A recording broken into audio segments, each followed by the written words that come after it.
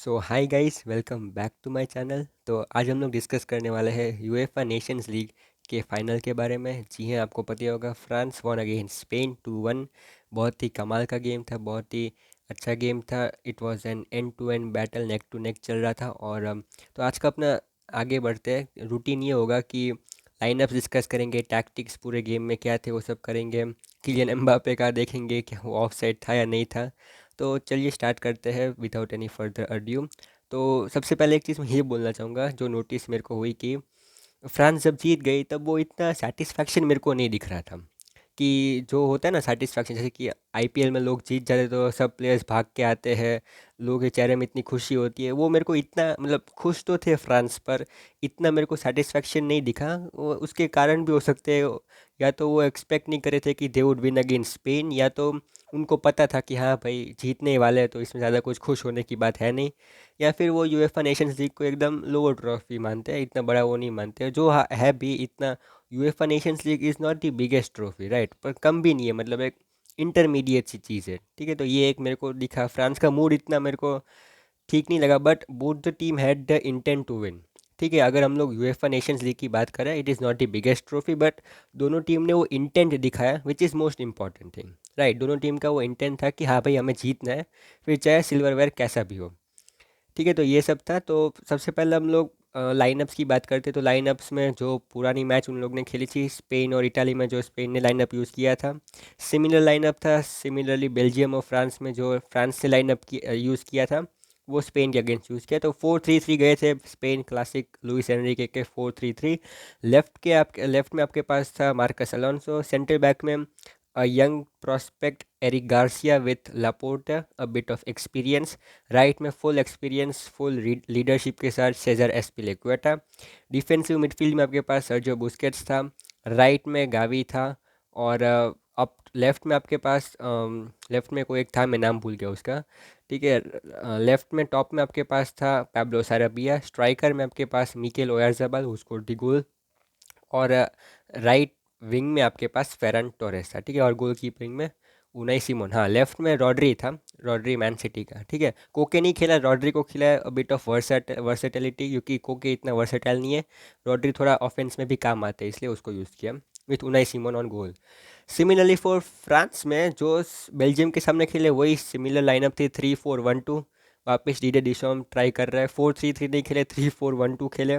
Hugo loris on the गोल, पीछे back three में Kimpembe, वरान और जूल्स कुंडे थे, लेफ्ट में थियो हर्नांडेस, राइट में Benjamin Pavard, central defending midfield में अपने पास पॉल पोग्बा और शुआनेमी था, कैम में ग्रीजमन, और स्ट्राइकर में अप टॉप में करीम बेंजेमा और एम्बापे। ठीक है, तो ये सब लाइनअप था, कुछ चेंजेस नहीं की थी। एक स्पेन एकदम यूथ वाली स्पेन दिख रही थी, और फ्रांस में थोड़ा एक्सपीरियंस दिख रहा था। और ये एक चीज़ और बोलना चाहूँगा कि ये मैनेजर के, दो फाइनेस्ट मैनेजर के बीच में ऐसा मैच नहीं था जैसे अपना चैंपियंस लीग में कैसे हुआ था कि पेप गार्डियोला वर्सेस थॉमस टुकेल, दो मास्टरमाइंड के बीच में मैच था। ये ऐसा नहीं था, क्योंकि मेरे को ऐसा लगता है कि Luis Enrique is much much better than Didier Deschamps. तो ये kind of sort of Europa League का जो फाइनल था वैसा मैच हो गया कि ओले गनर वर्सेस उनाई एमरी। ठीक है, एक लुइस एनरिके अपना अच्छा टैक्टिशियन है, और on the other hand Didier डिशॉम अच्छा है, पर वो लुइस एनरिके के सामने वो इतना नहीं आता। ठीक है, तो ये दोनों का लाइनअप था। और टैक्टिक्स की बात करें तो Spain were looking very Vitality उनमें बहुत थी। जब अटैक कर रहे थे तब फुल आगे चढ़ के अटैक कर रहे थे, और जब डिफेंड कर रहे थे तब पीछे बंदे आ भी रहे थे, ऐसा नहीं था कि दे वर जस्ट अटैकिंग। ठीक है, तो एक बहुत बहुत अच्छी चीज़ मेरे को वो लगी, क्योंकि यूथ खिला रहा है लुइस एनरिके ने, यूथ प्लेयर्स मतलब यंग प्लेयर्स को खिलाया, देन यू वुड एक्सपेक्ट, क्योंकि उनके पास स्टैमिना ज़्यादा होते हैं, एनर्जी ज़्यादा रहती है, तो पूरा ग्राउंड भाग सकते हैं वापस, पूरी फ्लैंक खींच देंगे, पीछे आ जाएंगे, तो ये बहुत ही अच्छा चीज़ है। ठीक है, और फ्रांस इतना मतलब ठीक है, फ्रांस का इतना कुछ नहीं था, और स्पेन वर प्रेसिंग रियली हार्ड। ठीक है, क्योंकि स्पेन है तो आप उससे और क्या एक्सपेक्ट करोगे। तो फ्रांस ने सोचा कि हम इतना प्रेसिंग नहीं करते, हम लोग थोड़ी कम प्रेसिंग करें, क्योंकि प्रेसिंग में फिर आप स्पेन के सामने नहीं जीत सकते, दिस इज़ अ फैक्ट। ठीक है, तो वो इतना कुछ, और पूरी गेम में यही दिखा कि स्पेन वॉज प्रेसिंग, अटैक कर रहे थे, और जब ज़रूरत पड़ रही थी डिफेंस में तो सब ड्रॉप बैक भी कर रहे हैं। ठीक है, तो ये एक चीज़ अच्छी लगी कि प्लेयर्स टायर्ड हो जाते हैं, पर जीतने के लिए आप कुछ भी कर सकते हो। सेकेंड हाफ में थोड़ा बहुत डल परफॉर्मेंस था स्पेन का सेंटर बैक से, तो वो थोड़ा ऐसा लगा। बाकी गोल लगे, मिकेल ओयारज़ाबाल ने एक वर्ल्ड क्लास गोल मारा। मिकेल ओयारज़ाबाल का परफॉर्मेंस भी बहुत अच्छा था, उसकी मार्केट वैल्यू धीरे धीरे बढ़ रही है। अभी लेट्स सी रियल सोसिएदाद से कहीं और जाता है या नहीं जाता।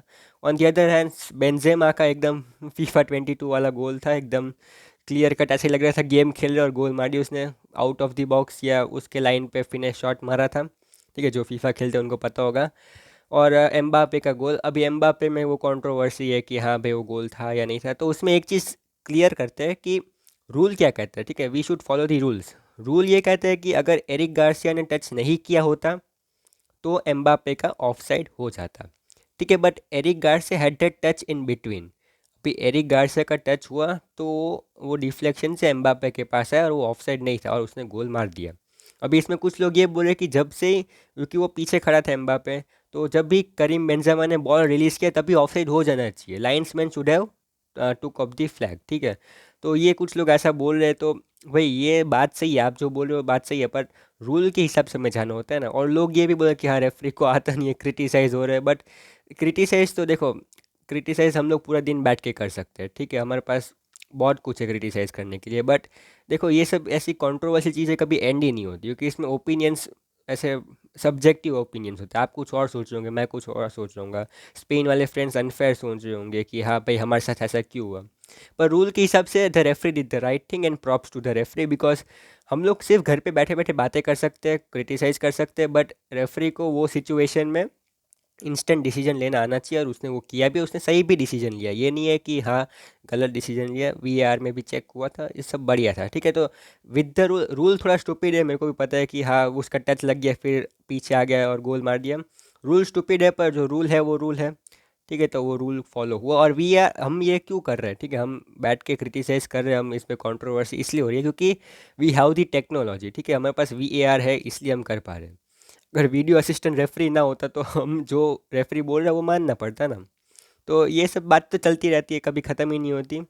तो इसको असाइड करते हैं, एम्बापे का ऑफ साइड नहीं था, ऑन साइड ही था, गोल लग गया।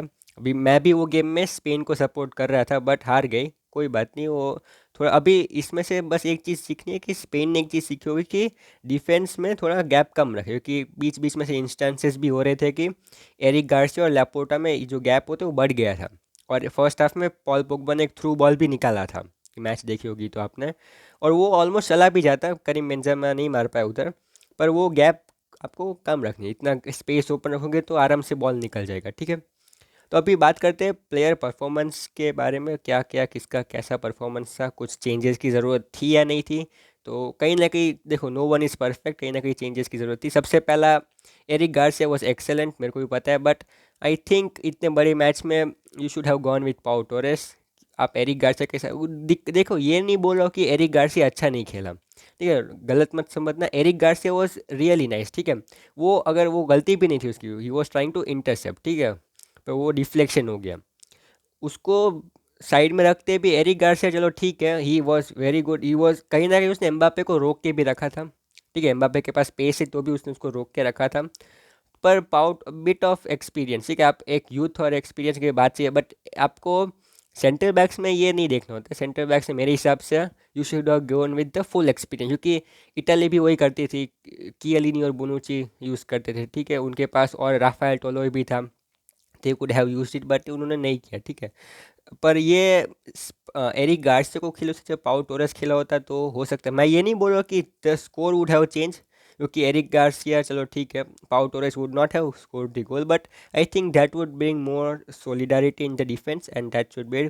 Marcus Alonso had a really nice game, Azpilicueta के बारे में तो बोलने की ज़रूरत ही नहीं है, he is a class player, इतनी एज है उसकी तो भी वो इतना अच्छा खेल रहा है, he is a leader himself, he knows he reads the game as well. और Sergio Busquets player of the tournament award भी मिला, वेल डिजर्व, क्योंकि देखो Sergio Busquets under Luis Enrique is way better than Sergio Busquets under Koeman, या फिर Sergio Busquets eight Barcelona, क्योंकि उसको इतना फ्रीडम या मेरे को वो नहीं पता, क्योंकि लुइस एनरिके के अंदर जब वो खेलता है Sergio Busquets, then you see that another perspective of him. ठीक है, वो अलग ही लेवल में खेलते हैं उस, देखो बंदा तो वही है, वो स्पेन के लिए खेले या फ्रांस के, सॉरी, स्पेन के लिए खेले या फिर बार्सिलोना के लिए खेले, बंदा वही है, but way he approaches the game is different. ठीक है, उसके पास वो माइंड रीडिंग है, वो उसके पास टेक्निक के बारे में आप कहो तो technique he is world class midfielder. बस खाली वो पेस उसको कभी ना कभी लैक कर देती है या फिर वो उतना भाग नहीं पाता।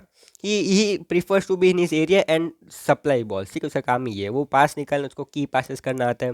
ही can be that man who will give the ball to the final third. तो ये सब वो कर सकता है। नेक्स्ट गावी, गावी के बारे में तो भाई पहले बहुत हाइप था, सिर्फ बारसा फैंस बोल रहे थे कि हाँ भाई गावी अच्छा है।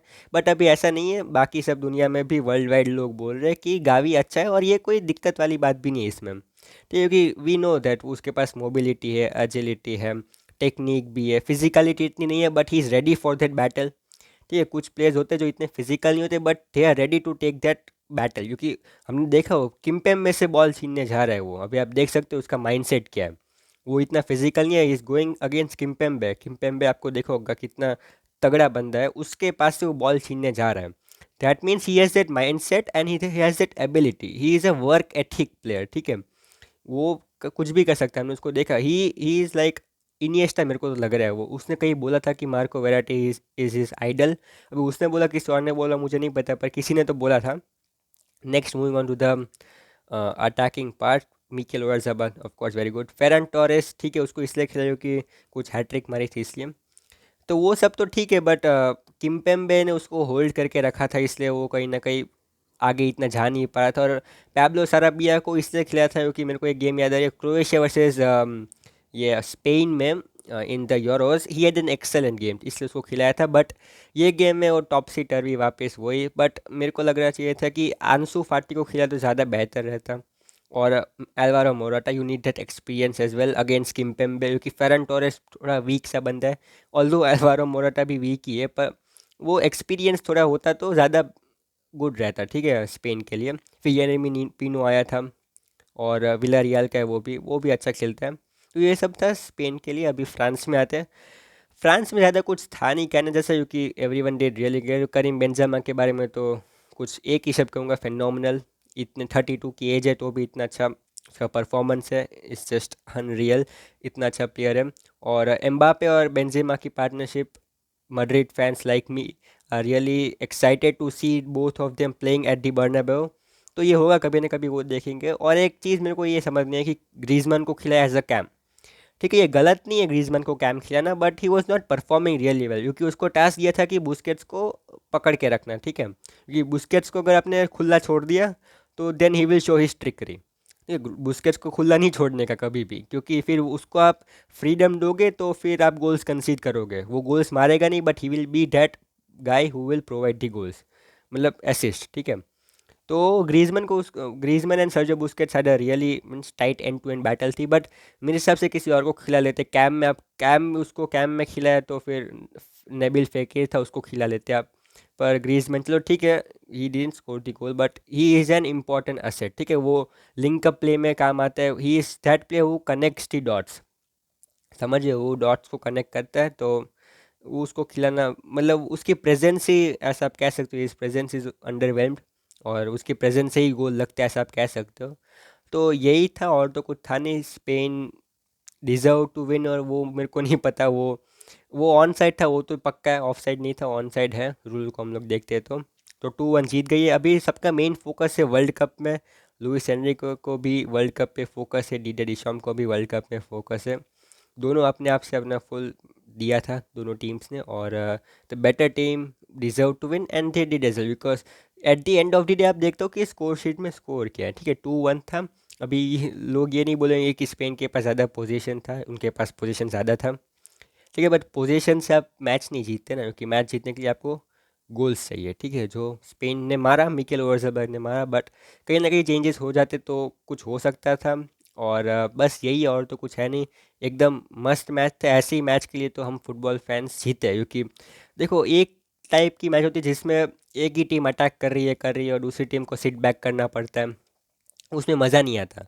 मज़ा इसमें जब एंड टू एंड स्टफ चल रहा है, इधर फ्रांस ने अटैक मारा, फिर वापस डिफेंस में जा रहे हैं, तभी स्पेन का अटैक आ रहा है, तो इसमें मज़ा आती है, ठीक है। और एक चीज़ मैं बोलूँगा कि Luis Enrique was playing like his own identity, मतलब वो ऐसा नहीं कि हाँ हम लोग वर्ल्ड कप विनिंग टीम के सामने खेल रहे तो मैं अपनी आइडेंटिटी चेंज कर लूँ।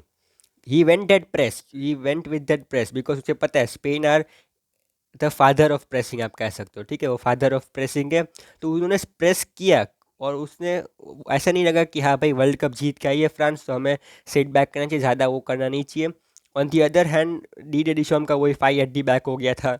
लूकस लूकस क्या थियो हर्नांडेस पीछे आ गया, बेंजामिन पवर्ट इतना अच्छा गेम नहीं था, but every one has a chance to improve. तो डी डेशम ने अपना खुद का गेम नहीं खेला, वो लोग उसको भी पता था कि भाई स्पेन है सामने, भले वर्ल्ड कप नहीं जीती, यूरोज नहीं जीती, बट स्पेन इज स्पेन, ठीक है, स्पेन स्पेन ही रहेगी। तो वो उसने थोड़ा बहुत चेंजेस अल्टर किया था।